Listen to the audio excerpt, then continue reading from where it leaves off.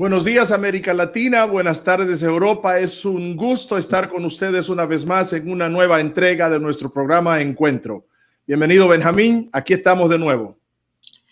Sí, como ya lo hemos dicho en reiteradas ocasiones, el doctor Pagán no estará con nosotros este día debido a un compromiso ineludible que se le presentó. Le hemos excusado por esta vez, pero en 2 semanas les tendremos con nosotros hablando exactamente de un tema profético que nosotros queremos introducir en el día de hoy a la luz de lo que está sucediendo a nivel mundial. Nosotros estamos en varias pandemias a la vez. Primero comenzó con COVID, la polarización política de coronavirus ha sido algo que nos ha dejado asombrado a todos, pero el mundo, señores, el mundo está polarizado, como decía el pastor Cáceres. El mundo está polarizado y hoy en día se politiza cualquier cosa. Luego de esa pandemia del coronavirus que fue politizada, se volvió una pandemia económica, ahora es una pandemia moral y luego viene la pandemia psicológica. Por eso trajimos al doctor Polishuk. Dentro de todo esto revienta una serie de malestares sociales, raciales, étnicos, que vienen aquejando a la sociedad estadounidense. Eso sucede por la brutalidad policial que costó la vida el señor George Floyd. Todos los vimos, algunos lo vimos más que otros. Las imágenes son repugnantes. Entonces, ¿qué hace la comunidad profética? Recuérdese que la iglesia es una comunidad profética, es una comunidad escatológica. Profética porque anuncia y denuncia. Escatológica porque proclama en ese querigma bíblico que la llegada del reino está aquí, que el reino de Dios está aquí. Sí, también está allá, pero aquí, donde la iglesia, que es una expresión del reino de Dios, está llamada a marcar, a que nadie se confunda con la voz proféticas. Aquí no hay dos lados, aquí no hay neutros, aquí no hay grises. Aquí hay algo que condenar enérgicamente. Y como iglesia, a la luz de la palabra de Dios, nosotros estaremos hablando de el profetismo en el siglo VIII y cómo los profetas de la época denunciaron, hablaron. El profetismo es una tarea difícil, no es fácil. Generalmente el profeta termina muerto. Si no es así, pregúntele a Dietrich Bonhoeffer o a Martin Luther King, cuyas vidas duraron muy poco, porque los problemas sistémicos no admiten la presencia de una voz profética. Si no, pregúnteselo a Juan, que no duró 7 meses, porque su profecía fue tan fuerte, el gobierno de turno no la aceptó. Así que el obispo Gabriel Vidal nos introduce al profetismo responsable bíblico, porque lo queremos mostrar como todo lo contrario de los modelos aberrantes de América Latina, donde el profeta viene para ofrecerme vehículos, casas más grandes, ministerios más grandes, y en algunos casos hasta una visa para los Estados Unidos. Son las profecías más comunes en el día de hoy, que por cierto, no las veo en las redes sociales hoy, porque Parece que les queda un poquito de vergüenza a aquellos mercaderes y no se atreven en medio de toda esta desgracia. Pero es hoy que se necesitan los profetas. Es hoy que la iglesia necesita voz profética. Adelante, obispo Vidal, con esta reflexión de la palabra del Señor. Muchas gracias, Benjamín. Sí, hoy necesitamos los profetas del Señor. El siglo VIII antes de Cristo fue una de las épocas más interesantes en la historia del mundo. En muchos lugares había una inquietud, una esperanza de mejores tiempos, pero al mismo tiempo una gran incertidumbre sobre el futuro. Era la calma antes de la tempestad. Era un tiempo entre los tiempos. Y la gente de todas partes del globo estaba atenta, esperando algo nuevo. En esta época, Homero comenzó a escribir en Atenas. Los arquitectos griegos ensayaban las técnicas que más tarde dieron lugar al mundo, al Panteón y a otros edificios magníficos.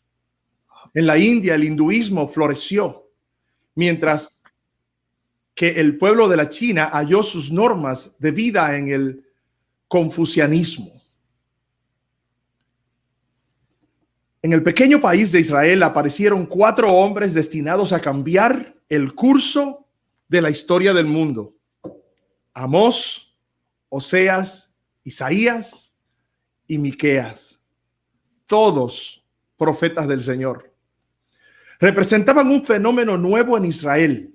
Su mensaje espiritual y ético no han perdido su validez hasta el día de hoy. Eran intérpretes de lo más valioso de la fe de Israel. Es evidente que eran personalidades extraordinarias que rechazaron la opinión popular sobre la realidad social. Proclamaron un punto de vista muy distinto sobre la vida de Israel. Utilizando sus propias experiencias, emplearon una enorme variedad de imágenes y metáforas en sus discursos. Su hablar es atrevido, imaginativo y muchas veces irreverente. Confrontaron a sus oyentes con el hecho de que Dios no estaba contento con la realidad social y que deseaba que hubiera un cambio radical. La dinámica que los motivó era su absoluta certeza de que eran simples canales de la palabra del Dios soberano. Eran vehículo de un mensaje que no era suyo. Por eso sus discursos reflejaban las circunstancias sociales que los rodearon. Vieron lo que otros no pudieron ver. Dijeron lo que otros no podían decir.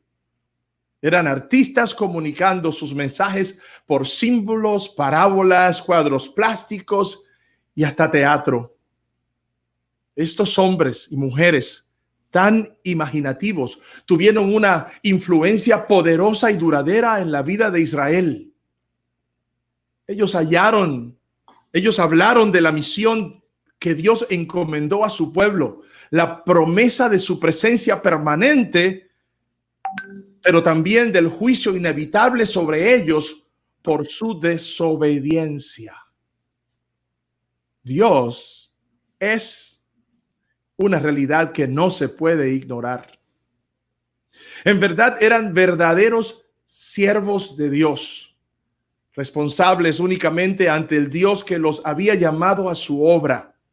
Denunciaron de forma enfática a los profetas profesionales por su materialismo y servilismo a los reyes. Latinoamérica, ¿les parece eso familiar?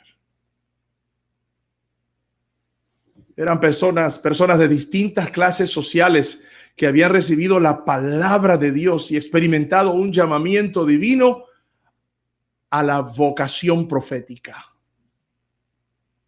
Insistieron en la conducta recta y la alta moralidad enseñada en el pacto de Sinaí, tal como lo hizo Samuel, Natán y Elías, y otros insistieron en que solo el Señor, Jehová, Yahvé, merecía la adoración y exigía de todos sus seguidores una conducta recta. Aparecieron como mensajeros de Dios, instrumentos de Dios para anunciar su voluntad, la voluntad de Dios, no de la de ellos, a la sociedad humana. Y su misión era la de recordarles a los hebreos que Dios era el verdadero rey de Israel y su ley y su voluntad eran las autoridades máximas para gobernar tanto la vida individual del ciudadano como el destino de la nación. Aparecieron ante una nación próspera y fuerte para anunciar a sus compatriotas la presencia del cáncer de la inmoralidad y la infidelidad a Dios en el cuerpo nacional. Eso me huele a corrupción, las cuales tarde o temprano iban a destruir el país. Entre ellos, quiero resaltar un poquito la persona de Amós. El profeta Amós era uno de los hombres más perceptivos de la Biblia. En un mundo de paz, prosperidad y progreso, él vio que la sociedad hebrea descansaba sobre una base falsa y que su derrumbe era inevitable. Amós denunció el pecado de Israel sin pensar en el peligro que dicha acción podía representar para su propia persona. Procedía de Tecoa, un lugar solitario y poco poblado en las alturas de una pequeña montaña al lado de Belén. Desde Tecoa, Amós viajaba con frecuencia a Jerusalén, Samaria y Betel para vender lana e higos. El contraste que vio entre su residencia y las ciudades era muy grande. Desde el silencio de la montaña hasta el ruido del mercado era otro mundo. No tardó en comprender que detrás del lujo y la prosperidad se ocultaba la opresión de los pobres, la injusticia de los tribunales y la degeneración de una religión materialista. Uno de los temas principales de los profetas del octavo siglo antes de Cristo era la preocupación de Dios por los pobres. Lo vemos en las enseñanzas y oráculos de Isaías, de Elías, de Miqueas y de Amós mismo. Esto no debe sorprendernos porque era el énfasis que Dios había dado en las leyes benéficas que encontramos en la Torá, a lo que llamamos el Pentateuco, los primeros 5 libros de la Biblia, tales como las provisiones para los pobres, las viudas, los huérfanos y los extranjeros que vivían en el territorio hebreo. Estas personas no tenían ni voz ni poder en la sociedad y necesitaban la protección de Dios. Amós estaba indignado por la manera en que el pueblo de Israel ha hecho caso omiso de estas enseñanzas. Pone su dedo en la llaga del pueblo y lo llama a arrepentirse antes de ser castigados por sus prácticas tan inhumanas con su prójimo. En la actualidad estamos viviendo momentos difíciles en varios países de América Latina. Hemos descubierto que el sistema de salud no funciona ante eventos como esta pandemia. Debido a esto, varios países solo pueden atender casos del COVID-19 y no pueden atender otros casos. Prohibido enfermarse, me decía mi compañero el obispo Albino ayer. Prohibido enfermarse en América Latina por el colapso del sistema de salud. Ha muerto mucha gente, no por causa directa del virus, porque no están atendiendo, simplemente, sino porque no están atendiendo a nadie que no lo tenga. Si te da un ataque al corazón o si tienes una pequeña infección, como le pasó a nuestro talentoso hermano Milton Hinsby, te vas a morir porque no te van a atender. Prohibido enfermarse. Y yo pregunto, ¿dónde está el dinero de los impuestos, de nuestros impuestos y de los bienes nacionales para socorrer a los pobres ahora? Yo no estoy señalando que debemos tener un sistema de salud perfecto. Eso es imposible, nadie lo tiene, pero por lo menos decente. Muchos gobiernos han abandonado literalmente a sus ciudadanos y la razón principal de esto es por causa del abuso de los bienes del Estado. Es el resultado directo de la corrupción que permea lamentablemente las bases de la sociedad y muchas veces la misma iglesia de Cristo. Porque muchos políticos, en vez de usar los recursos del pueblo para ayudar al pueblo, lo usan para beneficio personal, creando nuevas élites sociales que fomentan la desigualdad, la desaparición de la clase media, el valor humano y sus derechos inalienables. Tal pecado es rechazado por Dios, puesto que Él no hace acepción de personas con los que portan su imagen. De hecho, el tratado de los profetas es por la violación al pacto de Sinaí, donde en Israel se entendía que todo ser humano tenía igual valor. Todos portamos la imagen de Dios, todos tenemos el mismo valor, pero la corrupción de nuestros líderes, de nuestras empresas, no lo hace posible. Son este tipo de acciones que crean la injusticia social que Dios continúa aborreciendo. La pobreza en América Latina concierne a Dios y debe concernir a su iglesia. La desnivelación de la sociedad ha perjudicado el bienestar nacional e internacional de millones de personas. Hay hambre, falta en las necesidades básicas de la vida, falta de educación, falta de empleo, falta de hospitales capaces de enfrentar esta crisis y ayudar a los demás, los que no tienen la crisis, el virus, y la falta de conciencia social que nos permite vernos como no iguales. Estas carencias producen molestar y personal y social y fomentan reclamo que llegan hasta la violencia, secuestro y huelgas. Sí, las huelgas que no son más que reclamos ante la injusticia que comete la sociedad, como está sucediendo en este país ahora y sucede constantemente en América Latina. Esto no agrada a Dios. Y en medio de todo esto, yo hago la pregunta: ¿dónde está la iglesia de Cristo? Concluyo con esto para entregar a mi compañero Benjamín Félix. Muchos, no todos, voy a repetir, muchos, no todos en la iglesia, lo que han hecho es aceptar las prebendas que los gobiernos les han ofrecido y han canjeado su voz profética por un plato de lenteja. Vergüenza debería darnos.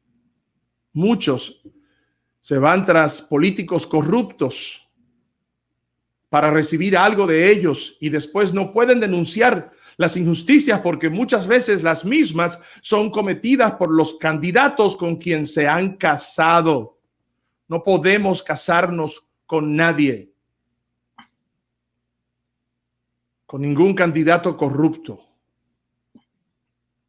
Nuestra moral debe ser superior a la de los gobiernos y los políticos. Pero no fue así con los profetas del siglo VIII antes de Cristo. Ellos alzaron su voz y denunciaron en nombre del Señor las injusticias que estaban ocurriendo. Parte de los gobernantes y las esferas más pudientes de la sociedad. Amós proclama: Jehová ruge desde Sión como un león, ruge Jehová desde Sión, y dice: buscad a Jehová y vivid, aborreced el mal y amad el bien, estableced el juicio en el tribunal. Voz profética de Dios, ¿dónde estás?